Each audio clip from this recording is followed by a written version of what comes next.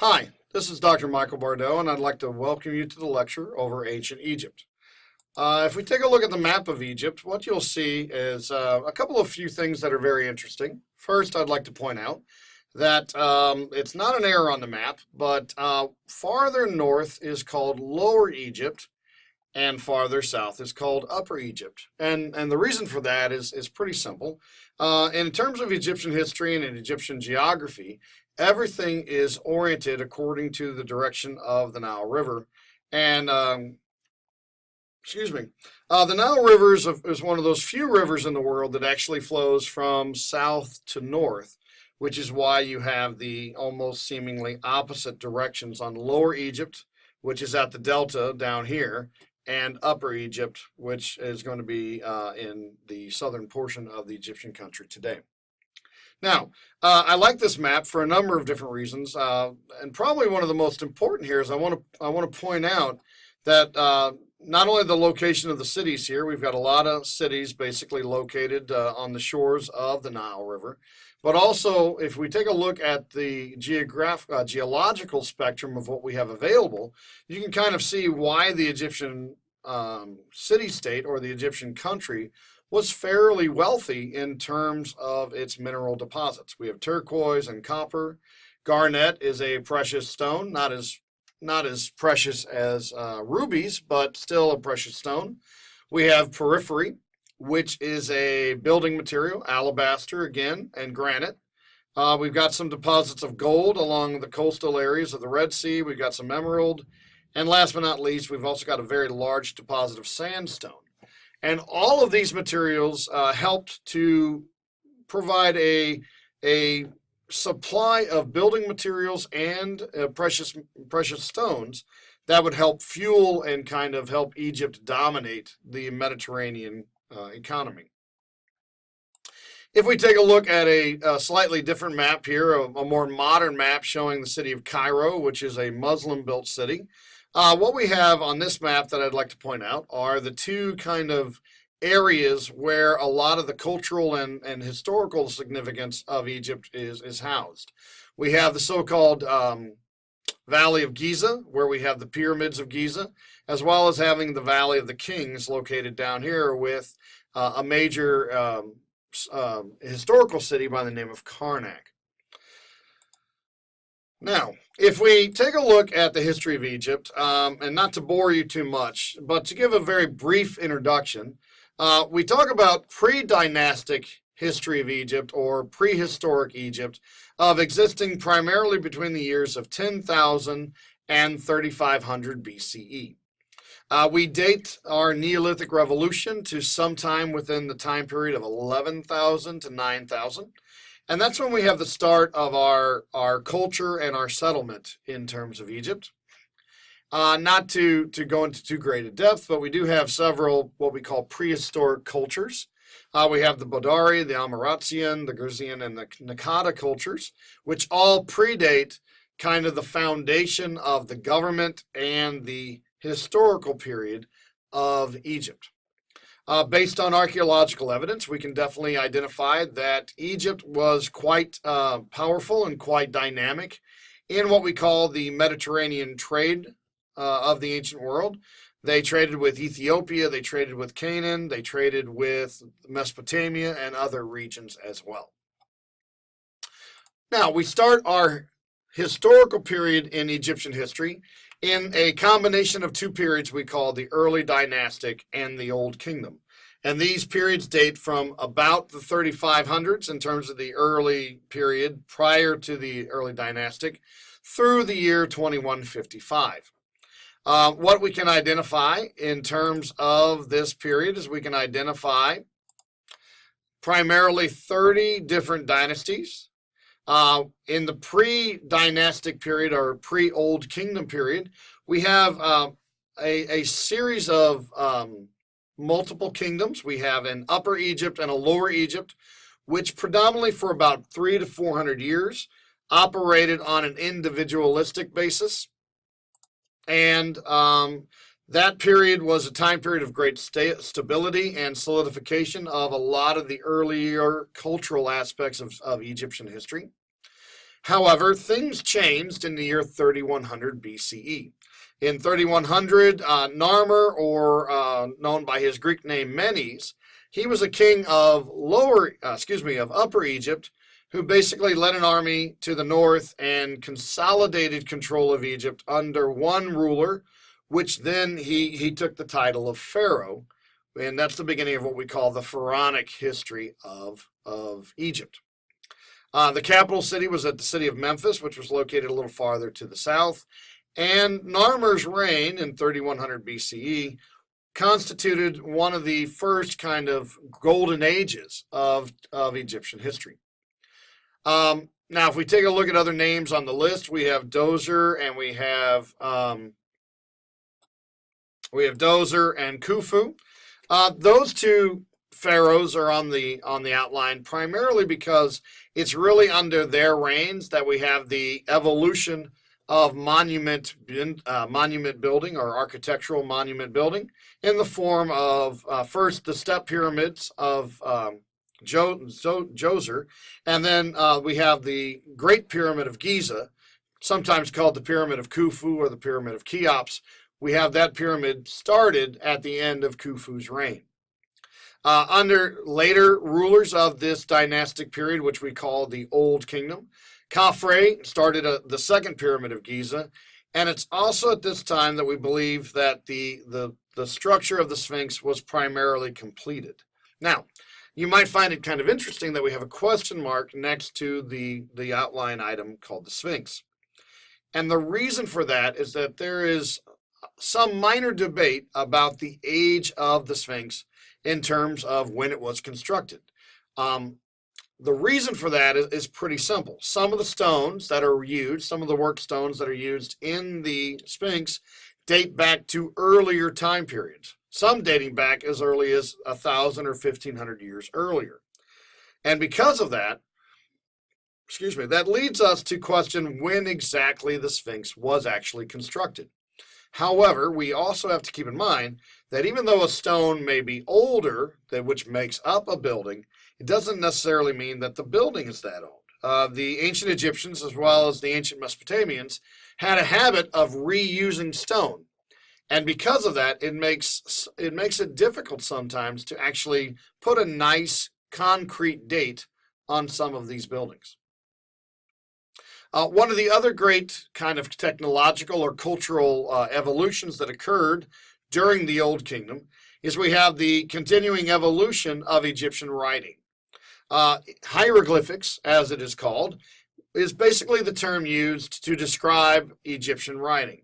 Now, as a writing system, hieroglyphics is pictographical, and as we can kind of see, it went through several stages of evolution. In its earliest stage, hieroglyphics constituted a separate written language from the spoken language of Egypt. So, as is often the case in ancient civilizations, you actually had two languages operating in one culture. You had a written language, which in this case was pictographical, and you had a spoken language, which would have been, of course, phonetic. Now, what happens over time is as these two languages are used in tandem with each other, pretty soon the written language begins to adopt connectivity to phonetic words and phonetic sounds, which will then derive how the hieroglyphic language was eventually spoken. And that's also very common and kind of the way that ancient languages work. And that's why when we talked about the Phoenicians, that's why the Phoenicians were such a great innovator when it came to language, because they skipped that kind of introductory stage of having two separate religions, two separate languages, one spoken and one written.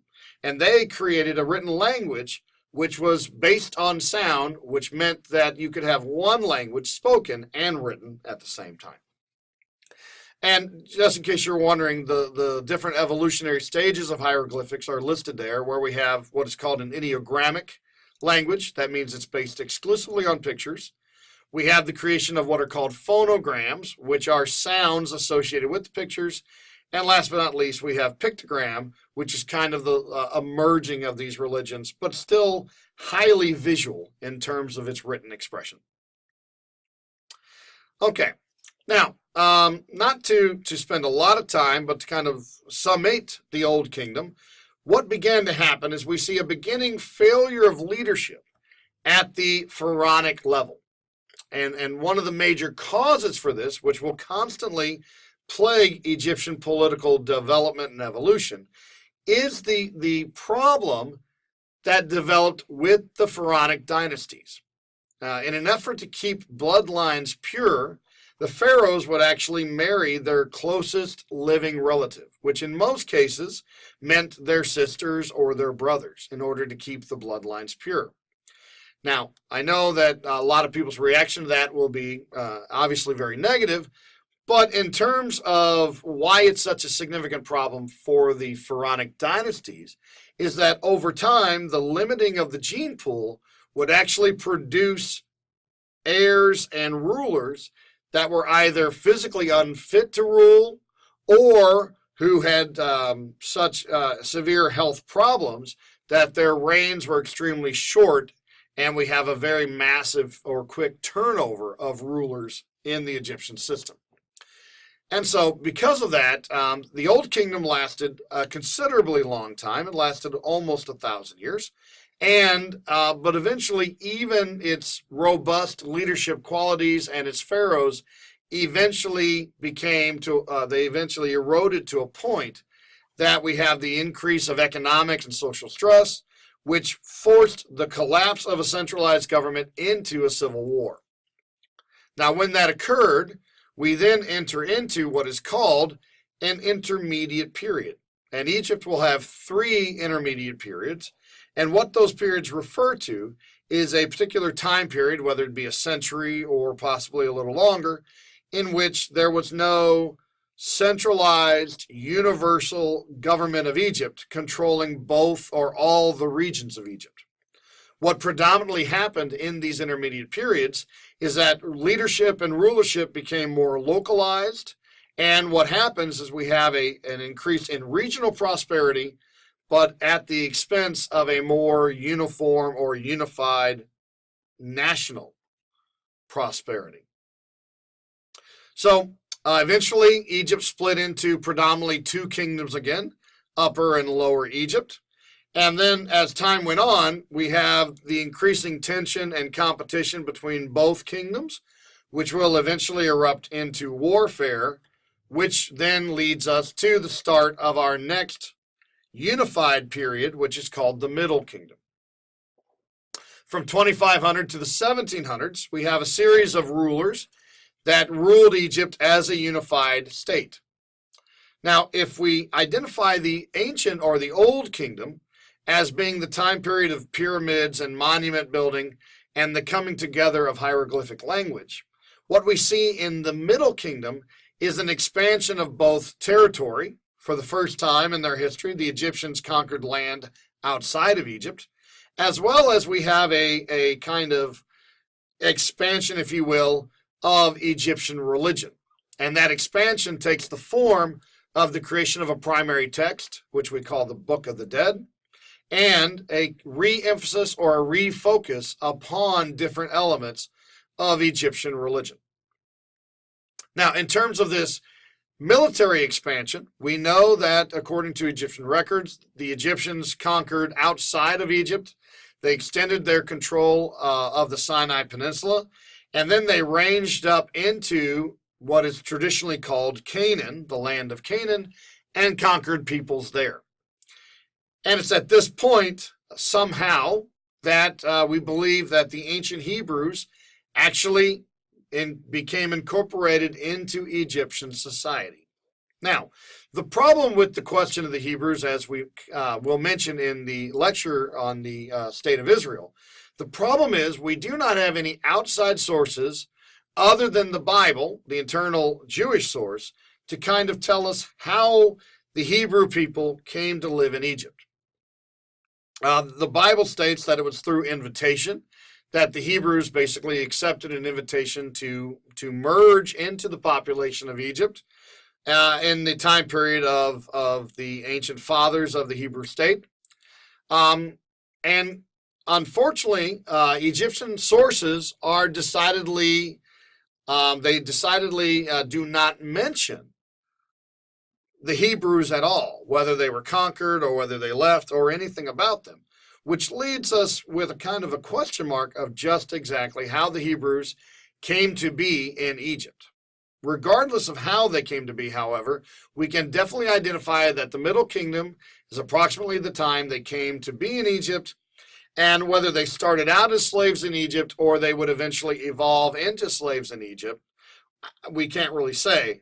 But we can definitely say that by the end of the Middle Kingdom and the second intermediate period, the ancient Hebrews were in fact slaves in Egypt. Now, relating to that expansion of Egyptian religion, particularly the Book of the Dead ushers in a focus upon the afterlife and a focus upon a not a new God, but a reinvented, if you will, or a redefined God in the case of Osiris. Osiris, prior to the Middle Kingdom, was generally considered to be the god of fertility. He was married to his wife's sister Isis, and they together basically were the main deities of life and fertility, Isis being the goddess of the river and the goddess of life and water, and Osiris being the deity of male fertility.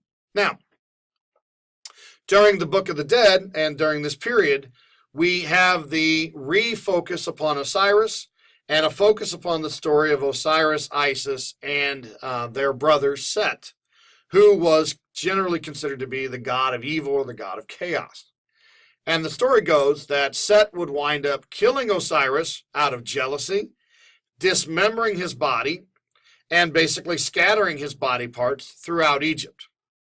And the Book of the Dead goes on to say that Isis, moved by her love and her desire to be reunited with her husband, gathered the body parts back together, put them back together, and Osiris was resurrected as a new god.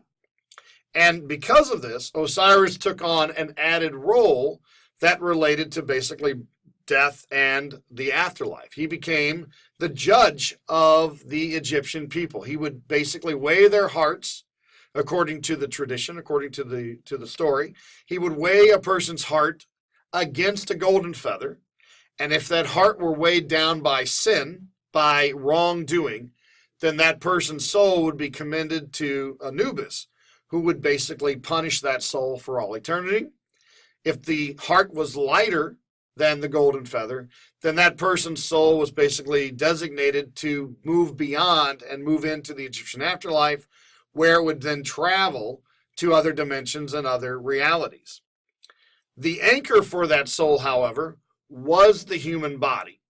And it's in the Book of the Dead that we have an elaborate kind of identification of the process of mummification, which was tied to the idea that if the soul was going to be preserved, you had to preserve the body.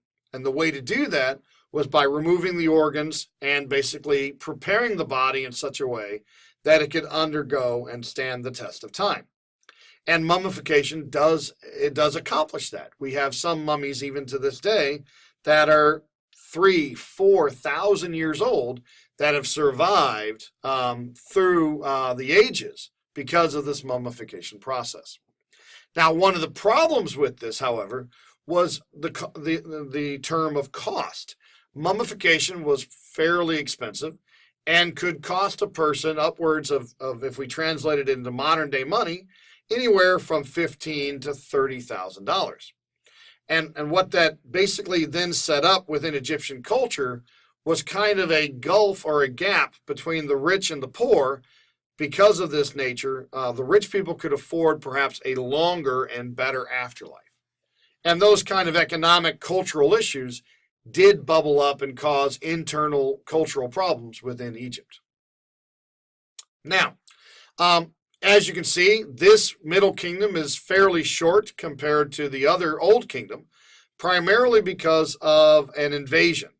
In terms of the 1700s, we have the invasion by a group of people who the Egyptians refer to as the Hyksos. And we don't really know exactly who these people were. We believe that they were a mixture of Semitic and Canaanite peoples who had kind of come into contact with Egypt because of their expansion. And as they adopted Iron Age weapons in the 1700s, they then used this technological superiority to launch an invasion of Egypt and to basically conquer Lower Egypt. Because of this, we have the creation of a rival dynasty called the Hyksos dynasty in Lower Egypt, and Egypt once again enters into that intermediate period phase where we have 2 or 3 regional governments kind of operating at one time. This intermediate period lasted a little longer than the earlier one. It lasted about 230 years, but eventually we would have the establishment of once again a unified Egyptian kingdom under one pharaoh, and that is called the New Kingdom. It's during the New Kingdom that we see a lot of different kind of ideas or a different set of rulers coming to power. We have, Ahmose I, Hatshepsut, who's considered to be the most successful female ruler in African history. We have her son, Thutmose III, who kind of contended and fought with her over the crown. And last but not least, we have the dynasty known as the Amenhoteps. And I want to focus on particularly one of these rulers by the name of Amenhotep IV. And it's in the 1300s that we see a very kind of unique change that takes place in Egyptian culture. Amenhotep IV changed his name to Akhenaten, and for a brief period of time, he tried to institute a completely new religious tradition that we basically identify as monotheistic tradition. And this attempt at monotheistic religion becomes the second attempt at a monotheistic religious tradition. The first, of course, and oldest being the religion of the Hebrews. And we think that it's in part because of the presence of the Hebrews as slaves that Amenhotep might have got the idea of making this religious shift. Now, irregardless of the circumstances around it, by and large, Amenhotep's reign was extremely short. We believe he suffered from several health problems, one of which might have been hydrocephalus. And Amenhotep died young, leaving behind a young ruler by the name of Tutankhamun, or King Tut, as he's commonly known. He's referred to as the boy pharaoh, and his reign is once again extremely short due to internal, just physical health problems. It's widely believed that King Tut suffered from the disease commonly referred to as brittle bone syndrome, and it's believed, based on his skeleton, that Tutankhamun himself probably could barely walk due to a problem with his foot called a cleft foot, and an inability of great robust body strength. He seems to have been extremely weak and sickly for most of his reign, and to have died within basically a decade of having taken power. It was originally thought, because of this short reign and because of the severe problems with his skeleton, the skeleton shows numerous injuries, that Tutankhamun was believed to have been assassinated. However, based on forensic evidence and kind of a reevaluation of his skeleton, it has now basically been determined that it was not his wounds that actually killed him, but an overall general kind of health issue that eventually led to his death. Now, the reason why most people have heard of Tutankhamun is primarily because of point number C, which is the survival of his tomb. Out of all the pharaohs that were buried in pyramids, Tutankhamun's tomb is one of the few tombs that we have that have actually been found untouched or not grave robbed. And because of that, we've learned a lot about the burial practices as well as the wealth that Egypt had based on what was actually found in his tomb. Later on in the presentation, you'll see some pictures of what's called a death mask, which is Tutankhamen's covering for his sarcophagus. And in case you're wondering, everything on that is precious. It's basically gold. It's made out of precious materials. And the mask itself is approximately about 80 pounds of gold, which if you converted that into basically money today, gold is valued at about $1,000 an ounce. So every pound would be about $16,000, and you would multiply that by 80 to just get the gold worth, not the collector's value worth, but just the gold worth of that death mask. So, long story short, Tutankhamun was only pharaoh for 10 years, and it's under his reign that monotheistic attempt, that monotheistic religious experiment failed, and Tutankhamun returned the religion back to being polytheistic. One of the few things that I want to talk about before we end this lecture is the reign of Ramses II, because of its connection to wider world history. Ramses II was believed to be one of the greatest pharaohs. He was pharaoh for almost 66 years. And we believe it's during his reign that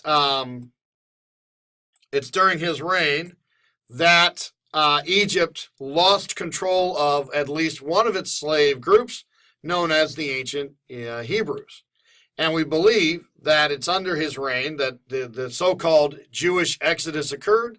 And we also believe that due to its lack of mention at all in terms of Egyptian sources, we believe that Ramses II actually had mention of both the Hebrews and their religion, stricken from all the religious documents, which means that, or all the historical documents of Egypt, which is why we see such a very weird and kind of uneven treatment of history, and why there's no mention at all of the Hebrew people.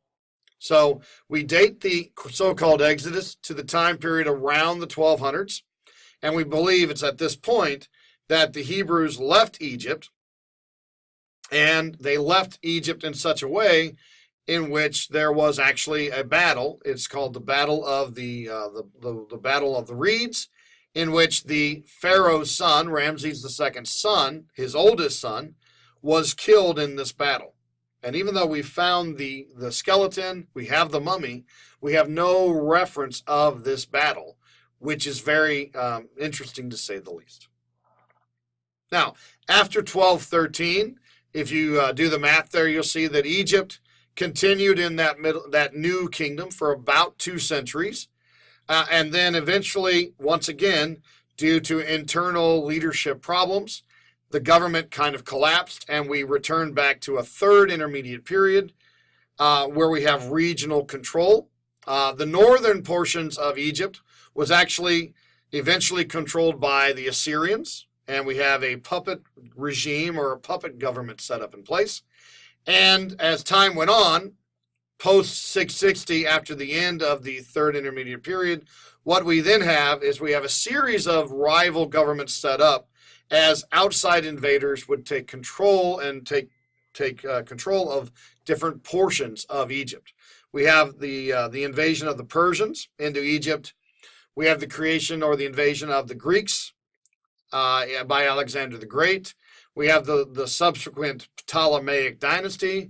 We have the invasion of the kingdom of Kish, which was a southern African kingdom, as well as other rival states that kind of dominated Egyptian history, all the way up to the period of about 27 BCE, which are the events of Cleopatra and the invasion of Egypt by Rome, under which Egypt would then become part of the Roman Empire. So the third intermediate period kind of draws us to a close in terms of what we call indigenous Egyptian history. Egypt was independent and controlled by rival states after that point, eventually becoming part of larger government empires, first being, of course, the Roman Empire, then being the Muslim empires of the medieval period, and eventually being part of the so-called Ottoman Empire, which would take you politically up to about the 1918s, AD or CE, in terms of world history. I hope you've enjoyed this lecture on Egypt. I know it's a lot of information packed into a very tight package. If you have any questions, please send me an email or let me know. But that kind of brings us to a close on Egyptian history. Just before I sign off, I just want to I wanted to point out that picture of that sarcophagus or death mask and give you an idea of what that looked like. Once again, I thank you for taking the time to watch this video. And once again, I look forward to seeing you in later videos as we continue our study of the ancient world. Thank you.